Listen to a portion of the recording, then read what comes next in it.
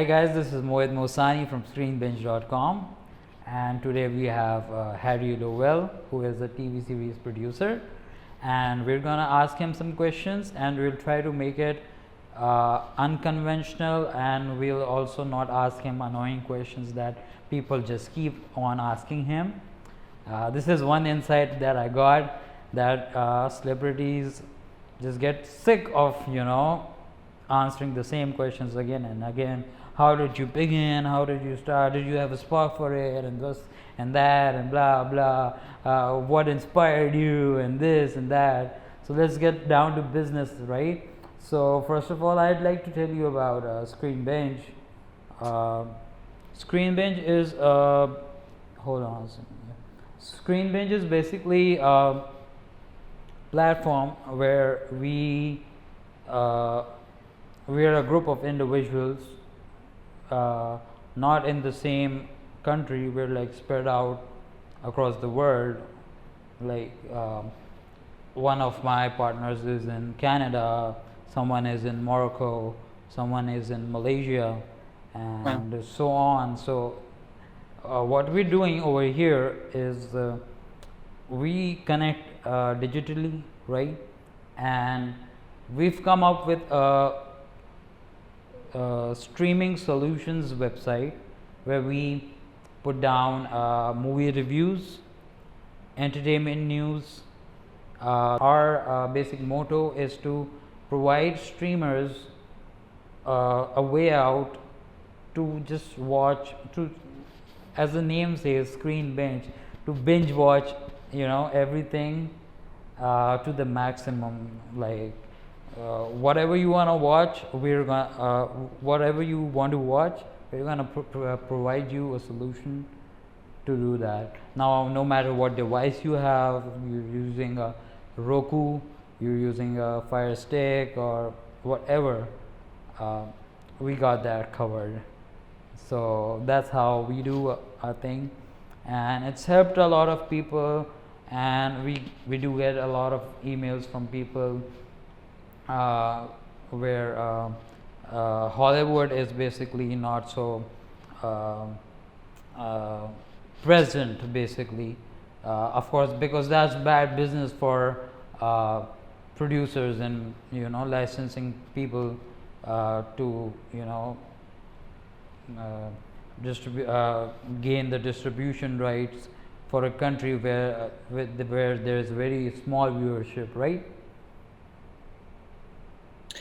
I mean, the point of distribution is to get your film or TV series viewed by as many people as possible. So your goal is to try and get it worldwide. And I think that no matter how small, I know that there are South American countries that are very, very tiny, but it's still important that your content reaches people. So I think Pakistan should be on people's list. Their distributors should be selling to those, countries and making sure that that content is, getting out to the audiences that want to see it. Exactly. I do agree with you, but it's not just with Pakistan. There's a long list of countries. Like, you can't watch Australian channels in the US, and people in Australia can't watch US channels, right? So maybe they want to watch their favorite series or something like that, and so that's about it. We tell them how to bypass all that. So Harry, I won't make this interview a scrambled egg for you. I'll just come straight to the point and ask you, and try to ask you, some very different questions. Okay, so what's the difference between being a film director and a TV series director? You're a TV series director, right?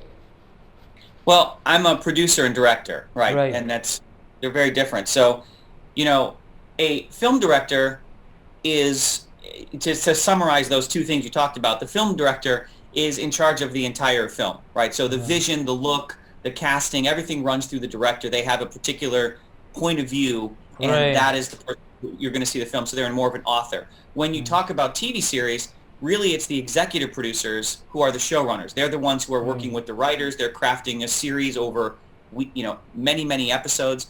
And a director is hired to help bring to life one or two of those episodes per season. So a director kind of comes and goes between. The series is held together in TV by the executive producers because they're the ones who craft the story, the how many seasons it's going to be, how long it's going to, how the arc of the season goes, and you bring in the right directors for each episode that is necessary. So there's a very big difference in terms of the director's role and responsibility. If you're a TV director, you have to come in and adapt your directing style to better match the series that you're blending into, because people are comfortable with a particular set of actors, storylines, and so if you're coming in on episode 10, you have to make sure that your directing style matches the tone, the feel, the look, and what's been established by the TV series already. Whereas a film, you get to create that from scratch because it is a one-off specific project that you as a director get to kind of make that world up as you see fit. So being a TV director, basically TV series director, basically means that the series is gonna run for a longer period of time, so you'll have to work much more, right?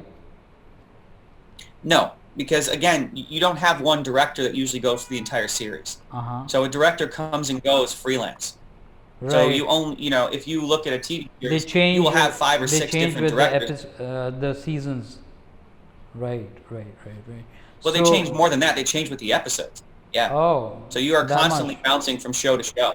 Most of the time, because the episodes have to happen financially one after the other very quickly. So the person in control of it are producers, right? We are the showrunners. So we have to figure out, normally there's 13 episodes. So you will have a director do episode 1 and then maybe episode 5 because he can only develop and direct so many. And then you'll have another director doing episode 2 and episode 6. So that way they will have at least 2 or 3 shows that they'll be directing, but it won't be all of them. You really want your first few shows to be very, very controlled so that you are setting the tone for how the show feels and looks and moves and the pacing. And then other directors will be able to understand and copy and understand the way that series needs to be developed moving forward. So you will only work on a few episodes. They may bring you back the next season because your timing might work, your availability might work, and your storytelling might work. But if you look at TV, you have many throughout the many seasons.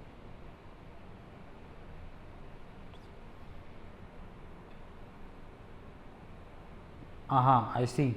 Did I lose you? Yeah. So, Harry, you've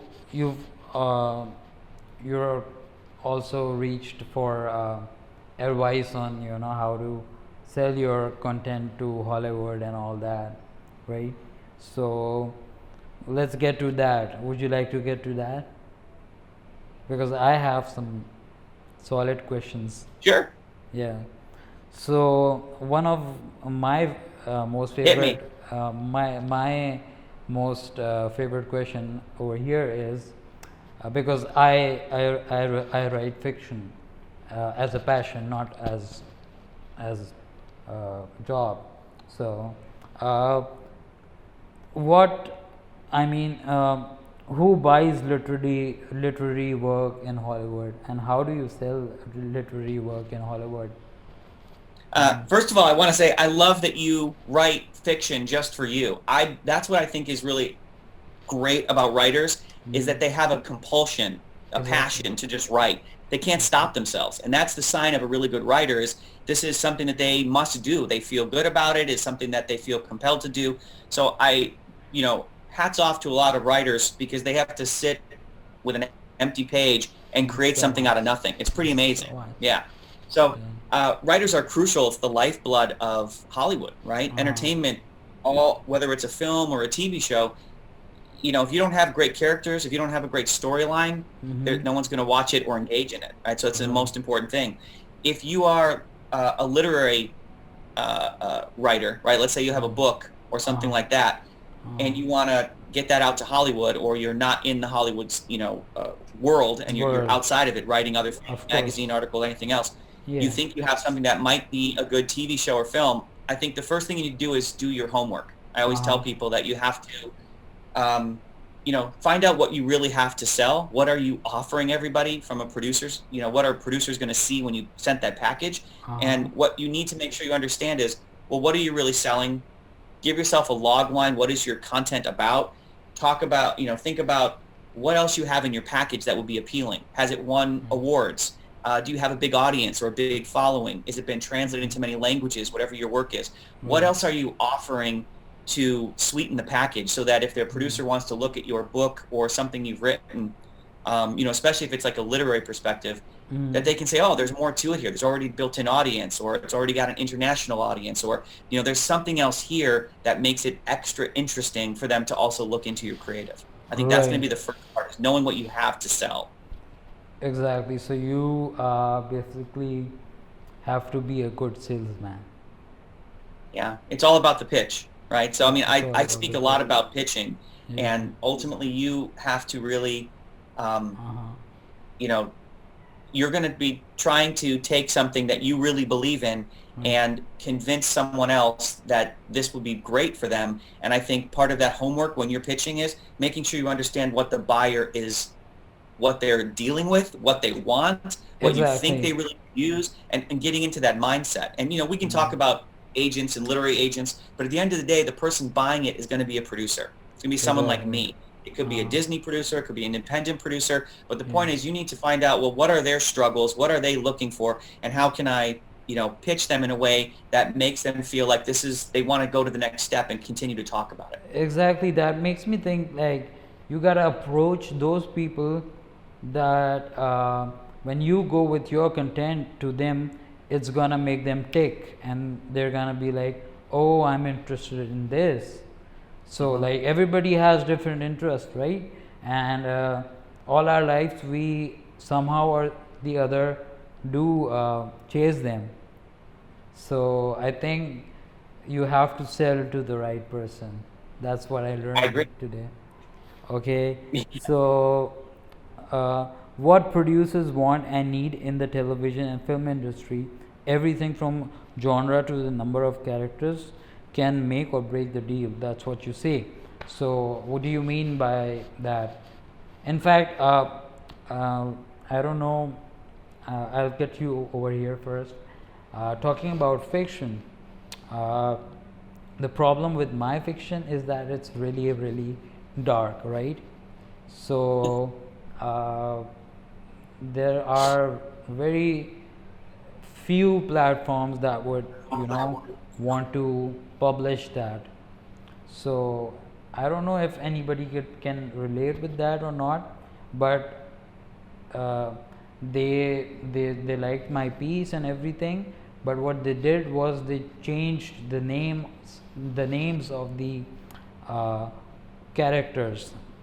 There were two main characters. It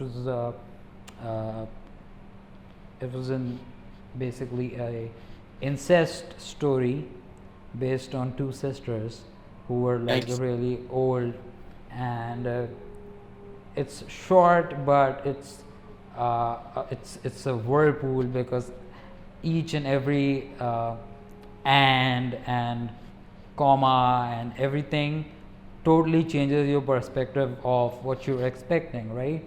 So I tried to use, because I wanted to portray that these women are in their 70s. So I used the names that were popular back in the 70s, and they changed them to the names that are popular right now. So I was like, either change the names back to what they were, or don't publish it at all. Is that a creative thing, or was I just being too harsh? Well, look, you're talking about a literary work, right? That's what you were talking about, that they changed the book name. Okay. No. So they changed the character's name. For a book. Yeah. For a short story. For a short story, yeah.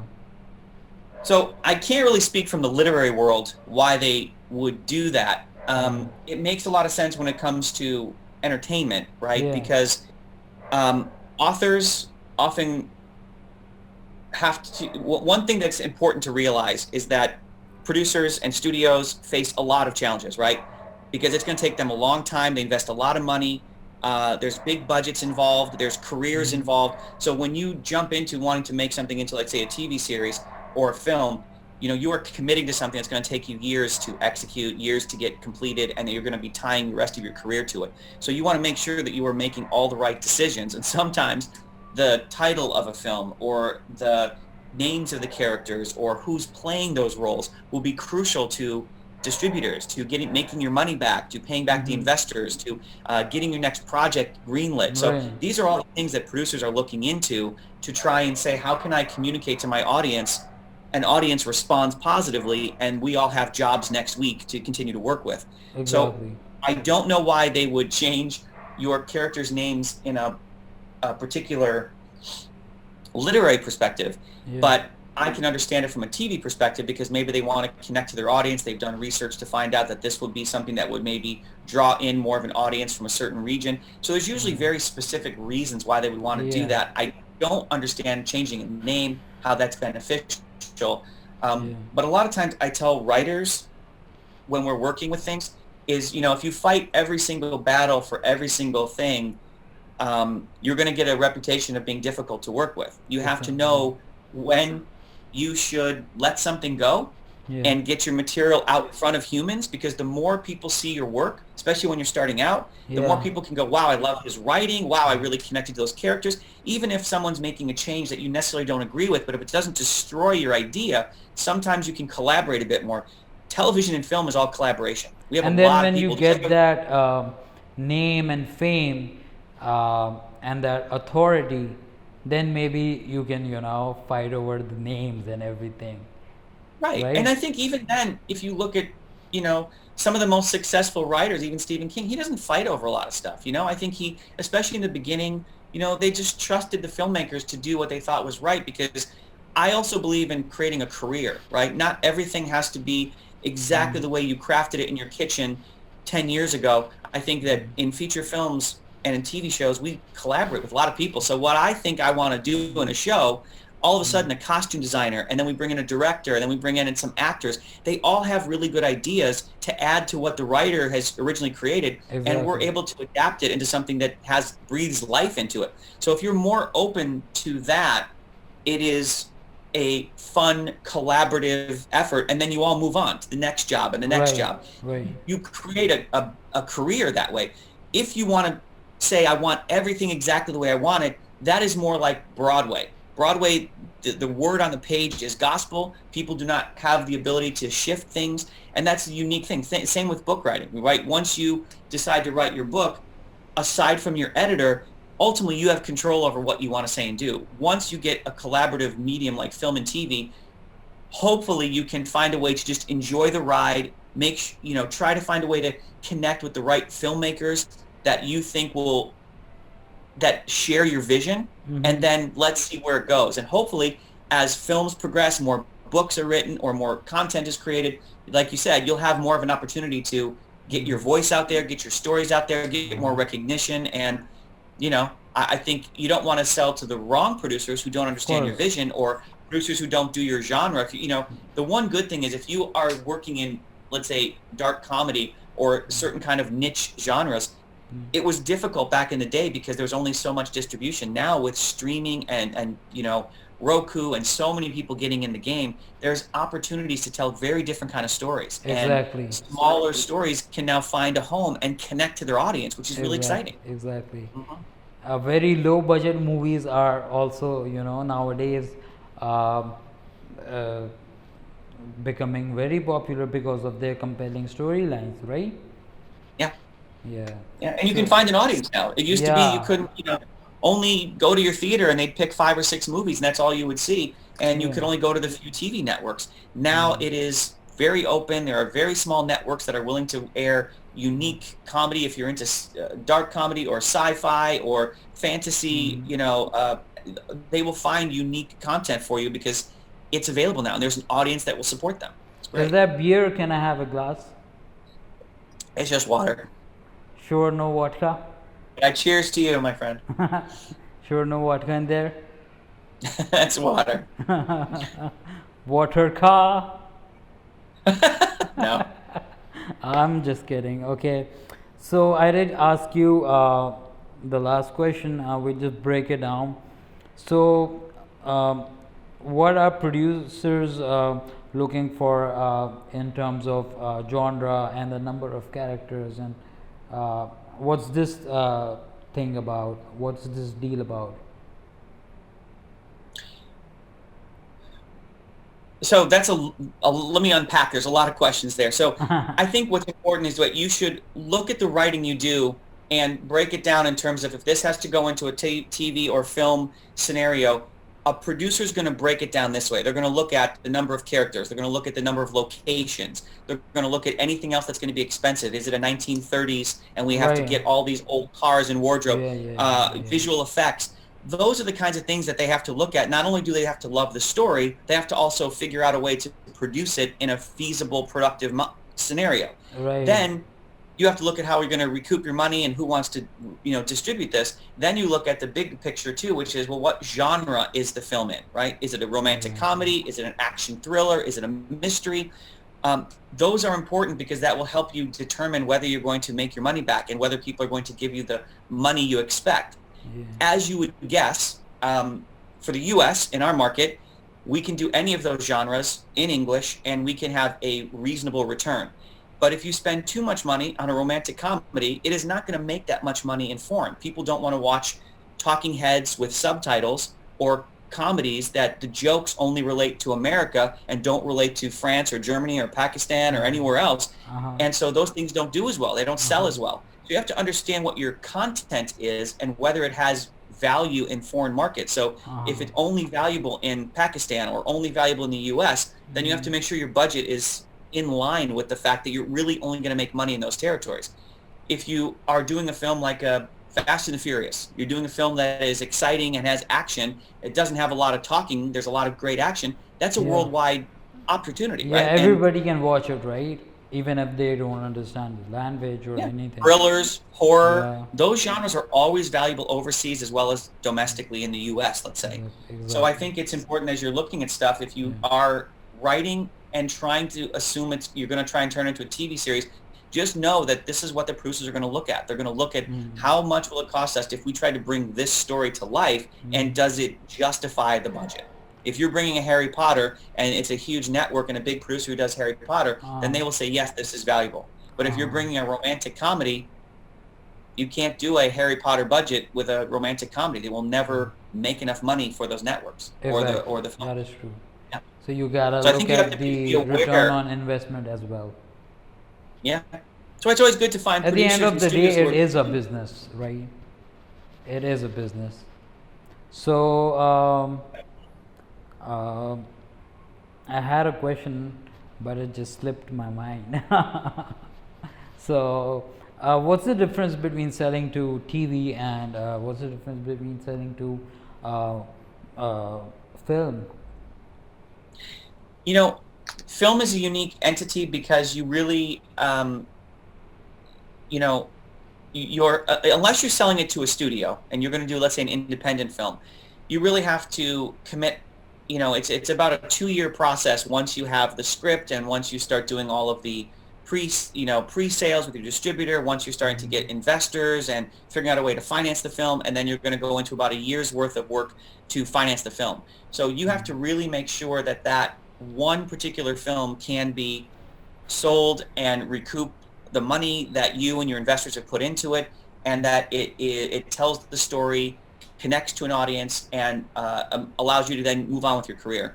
TV is a little bit different. And again, there are TV series and there are TV films that are kind of one-offs. Right. I love TV series because once a network connects to your TV series and an audience finds it, they want to come back for more. Exactly. So then you can come back season after season because the network, whether it's a Netflix or a A&E or a Discovery Channel, they have connected and found an audience, and now they're looking for that content. Exactly. The one thing I like about television is it moves a little bit quicker than feature films. Feature films take time, and you have many projects in development, but once you're producing something, you're working on that one piece for a lengthy period of time. Television moves a little bit faster. It's kind of more my speed. I like the fact that you can one day be selling a genre that is special effects, Yeah. and scripted, or turning the corner and saying, let's do an unscripted show about people in Alaska and selling a show about that has a bunch of world travel in it. So, um, television is and budgets have gotten closer and closer, right? Independent films cost as much as some of the streaming What's your TV series stuff. obsession So with Alaska? Huh? Alaska what about Steelman. Alaska? Yeah, what's your Yeah. obsession with Alaska? Alaska You Steelman, know, huh? I'm not even obsessed with it. It was just I love good characters, and so when people brought us those characters and said, "Hey, you should look at these individuals," it was just they were fun and interesting, and their world was unique. And Yeah. I thought it'd be great for us to film something in Alaska with really interesting characters. So that was exciting for us, and that's what I like about television. You can do some really interesting things in a quicker turnaround, and in a same period of time someone may work on one film, you can get many shows in production developed, and it's a Yeah. different mindset, Right, Yeah. right. So, Harry, I do understand that you have a whole day ahead and you must be having a lot of work to do. So, I won't take much of your time, but would you like to tell me about Wheel Ajante? Oh, Wheel Because, Gente. yeah, because that kind of captured my attention a lot. Mm. It's a Yeah, it's in Spanish, so ignore the accent. I tried my best. Yeah. that was great. Yeah, I had to learn it too. Believe me, my producing partner is Hispanic, and Wheel Gente is a immigration documentary we did that we're really proud of, because at the time in America specifically, we were having a lot of really ugly dialogue about immigration, Yeah. and we thought we really would like to show another side to the immigration point of view, right, from the immigrants themselves, whether they were first generation, brand new, third generation. And so we didn't want to do a political documentary, point fingers. We just wanted to tell some stories from people who are immigrants, happy to be a part of America, what America means to them, what it represented for them, what it Right. represented for their families, and the personal storyline. We got an amazing director. My producing partner is Hispanic. Great people, writers who came up with the concept, and I think that ended up telling an amazing story about just American immigrants. And I think it really captured the attention of not only people and audiences in America, but also worldwide, because they were hearing these ugly stories that was going on in the politics of America at the time. Right. So it really struck a chord. It was really well received on the film festival circuit, Yeah. and then it got a big distribution on Comcast, where it continued to air, and that particular, because it was such a powerful, timely topic, it ended up airing for a lengthy period of time, a large run worldwide in festivals, and then it ended up coming back the next year for Hispanic Heritage Month in the United States, because the message was positive and encouraging, and people were, we're really happy with the casting, because the individuals were willing to express themselves and tell honest stories of them as immigrants, and it really made a difference in the dialogue in the country about immigration. It's one of the more powerful documentaries we're really proud of being part of. I see. So it's nice to know that you didn't go into the controversial aspects of the thing and made it something like some content for everybody, instead of people taking sides, whether it's right or wrong, right? Getting my point? Yeah, we just want to tell a story of real immigrants and let other people make Because the decision. some people have we just wanted problem to with open up immigrants, dialogue, some and I people think people start don't. talking. Some people are very welcoming, right? So it's good to put a unbiased perspective and just show it out and let the people decide. You can't put a chip in their brain and make them think the way you think or I think, right? So where can you sell literary work to, and to which platforms? What kind of work? Where can you sell literary work, and what platforms? So literary works are obviously, any platform, any network, any studio streamer is interested in selling and buying literary work that they can turn into a TV series, a 2-hour special, or again, even a theatrical unit. So, again, it goes back to my original comment, which is you have to do your homework. So if you have to look at what you have written as a literary piece, and then find those networks and those producers who are creating that kind of content. They are good at it. They like it. They're interested in that genre. So if you are doing horror, or if you are doing action, or if you're doing romance, I would suggest you find those types of films and those types of TV shows and find out who's distributing them, see what networks are putting them on, and look into the producers and see who is doing that, because they know that genre. They love that genre. They know how to make it successful. They are always, we as producers are always looking for really good content.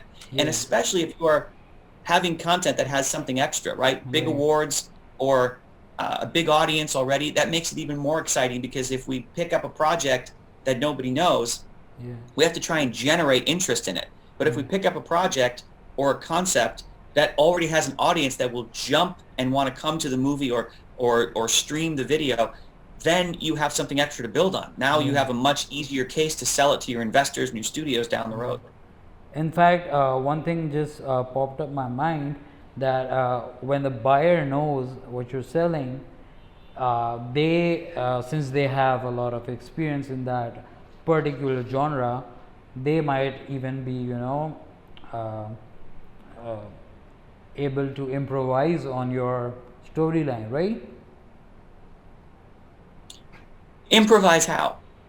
I mean, maybe you're going off track in some places, and they can guide you that let's not go into that place and keep the story flowing in a different direction. Yeah, I mean, when we work with literary writers, you have to understand that the producers and the studios will take that and do what they need to make it successful, and they usually you'll know from the interactions you're having with the producer whether they're respectful and understand what you're trying to tell, but also they will be the ones who will be responsible to get this thing sold. It's once it's out of the hands of the writer, very rarely are they going to be again, unless it's a Stephen King or you're very established, you're going to have to trust those individuals to go and make that story. And they're the ones, and I will tell you, there's a big percentage of the times that they do not happen, even after maybe you have a literary agent or a talent agent, or it gets to a producer and they go ahead and they option a script from you or a project from you. There's still a big percentage that it may not happen, because there's just a lot of things in Hollywood that can derail a project. It can be what's happening in the marketplace. There are too many projects. There could be actor strikes or writer strikes, things like that could derail a project. But ultimately, you want to get it in the hands of the people that believe in your storyline and that you believe can tell a great story. And then you have to give them space to go and do their magic and see what happens.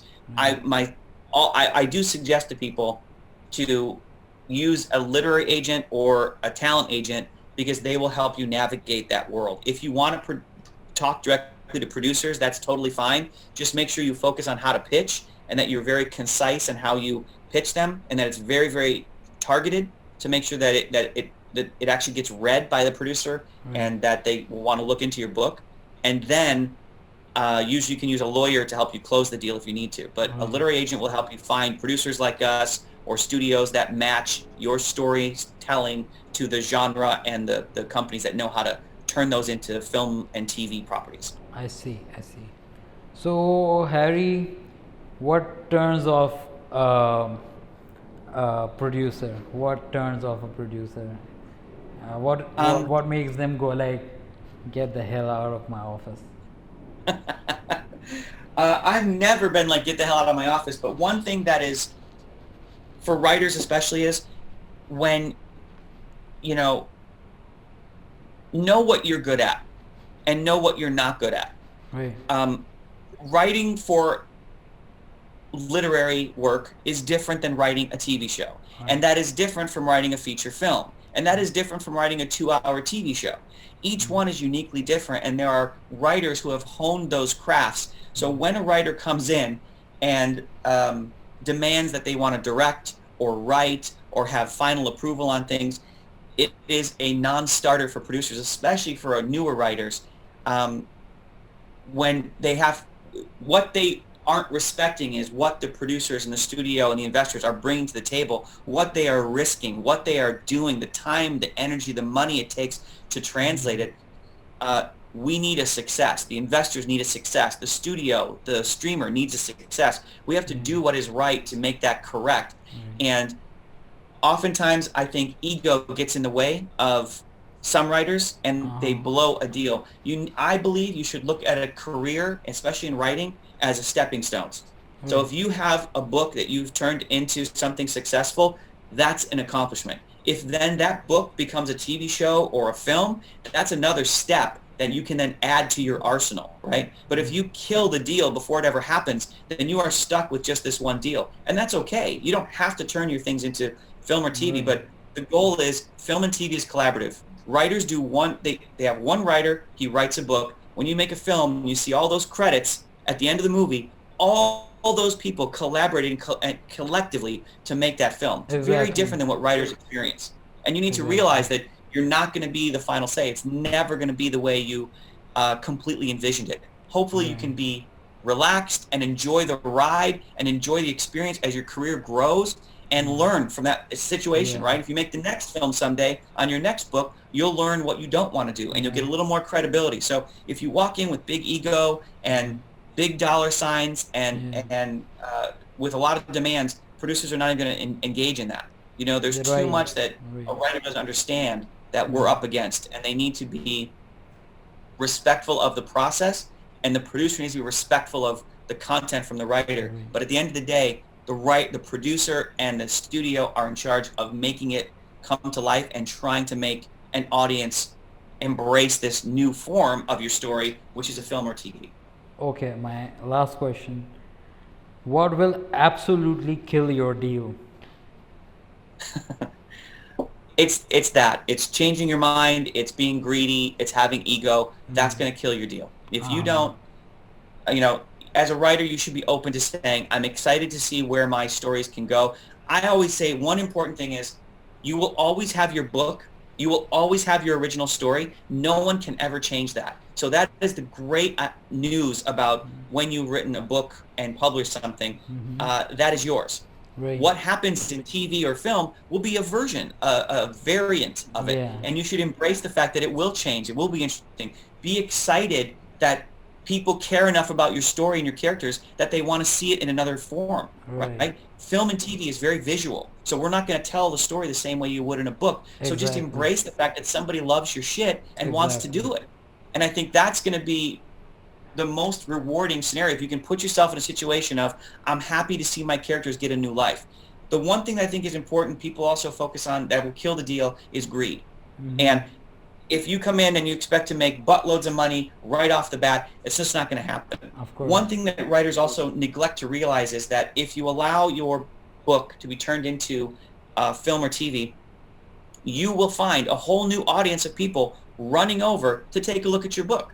Because there are many, many people who may have not heard about your book, aren't that big into reading, but you will now be exposed to a whole new audience, possibly international audience, and you will breathe life back into your books, which allow you to have better negotiating terms with your publisher, write your next books. So I'm always like, if you're a writer, keep writing. Let others envision what can happen to your characters and see what happens. Enjoy the ride, Just make sure you're choosing a producer that feels like they understand what you're trying to do. That's very wise. That's very wise. The best you can do. Yeah, I mean, just look at J.K. Rowling. She's mad successful, right? And and I think people always look at that. She had to face so many rejections. Like that would kill an ordinary person. That would kill all the motivation. But she did not give up, and here she is today. She's a billionaire. And I think that people also focus on that, thinking that that's how everyone works, and there's many, many, many films that are done by first-time or writer, literary book authors who then get one-picture deals that don't become J.K. Rowling's, and that's still great and exciting. Exactly. I think it's So don't feel like, if you're not J.K. Rowling's, you're not Yeah. successful. The point is Yeah. just the exposure of your book being turned into a film will give your career a boost, will give your writing a boost. And, all of that is valuable aside from the money you may make, That's, in my opinion, less important. If you are a writer and you're passionate about what you do, knowing that people want to continue to share your characters and your stories, I would be proud. I would be excited about that. Just choose a good producer who's going to be as reasonable and close to, understanding your storyline as possible, and share that experience. And the next one, you'll make better choices. You'll hone it better. You'll be able to have a little more control. But ultimately, let people have control over what they're good at, so that they can tell their stories. Yeah, that gives me this thought that, of course everybody cannot be J.K. Rowling, but you gotta put in your 100% in your work, because whatever you do, it's not like you have to be a writer or a producer or an actor. Whether you're Warren Buffett, not everybody can become Warren Buffett. Not everybody can become Jeff Bezos.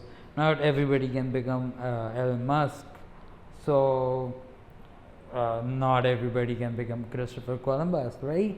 So, but at the end of the day, we gotta give our 100%, and then just see how things work out, right? Yeah, I agree. And that's. I'm glad you asked the questions about what can kill it, because those are the things that are disappointing. When I see people who, also, I would suggest that you don't just have one book and run around for the next 10 years just selling that. 12 Years a Slave took 12 years to get into production. If you are a writer, those things can happen. So you should also, like you do, right? Keep writing, keep working on your craft, keep putting things out that inspire you. And that particular book, at some point, will find the right producer who believes in it, who thinks there's an audience for it, that the timing is right, and then things might happen. And a lot of Hollywood is timing. What's happening in the marketplace, what's happening in the world. So you may have a great, 12 Years a Slave. Everyone goes, of course, why wasn't that made immediately? It took a long time, but the time was right. The right people came together.